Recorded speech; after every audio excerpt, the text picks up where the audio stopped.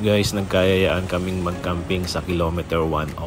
At dahil nga long weekend, nakasama ko ngayon yung dalawang chef, si Chef Dexter at saka si Chef Mark. So tatlo kami ngayon na magtutulong-tulong na mag-prepare ng pagkain para sa gabi na to.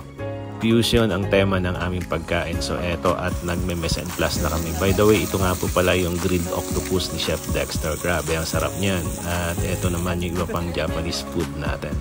So after this, ay kanya-kanya na kaming pwesto dito sa aming open na kusina. So ayan, at lahat ay busy. Eto naman, gumagawa kami dito ng tempura. By the way, meron din nga po pala kaming kinatay na baboy dito at si Chef Mac ang nakatupa dito. So dito niya yan lilitsunin sa campsite. So eto, at nagsusutay lamang tayo dito ng Japanese fried rice. At dahil first time namin ginawa ito, lahat kami ay excited. Lalo na yung ating mga tropa na mga bagong kaibigan. So ito, at naglitsyon pa nga kami dito.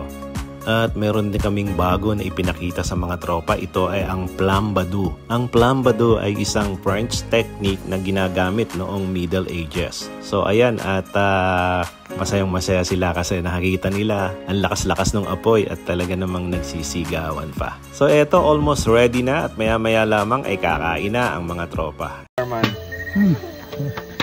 Heavenly. Heavenly. Parang tayo sa langit na. Langit to. I'm in heaven. Ang sarap. Thank you, please, chef.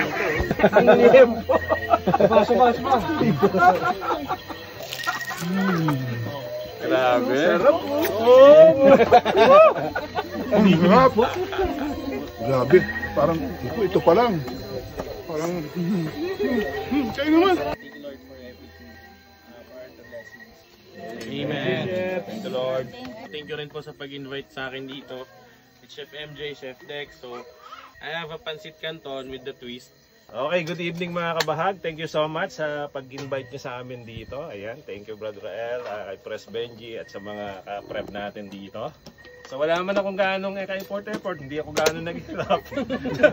This is my dish. Ayan, Japanese fried rice. So may twist lang ng konti. Simple lang, kaya nyo rin yan. And of course, nagluto tayo ng shrimp tempura. Ayun, nandun na sa kabila. Yun lamang, dalawang dish lamang ang niluto ko ngayong gabi na to. Alas 3 ka nagsimula. Oo, ang aga ko nagsimula, pero yun lang. Pero siyempre, nag-assist na lang tayo kay Chef Dex. Alright, Chef Dex? Medyo kinakabahan ako kung tutuloy kami o hindi. Pero siyempre, thank you kay Chef MJ sa pag-invite. Sa inyo po sa pagtanggap sa amin. Bali ang niluto ko muna ay itong grilled octopus. Basta sinutay ko lang yan sa olive oil tsaka garlic sa oyster sauce. Yun na yan. Kinakasimple. Then gumawa tayo ng nigiri sushi, isang salmon tsaka isang shrimp ebi sushi. Then gumawa rin ako ng tacos. Dalawang klase. Meron tayong baked sushi tacos at tsaka smoked beef tacos. Then klasik bulutan, ulam, balot. Nilagyan ko lang ng twist, yung kalderetang balot natin. Then yung smoked beef na pantapos, niluto ko na din. Then finish natin yung flambado. Alright. Alright. Thank you. So pwede tayong kumain yan. Ano pang hinihintay nyo? Kampata!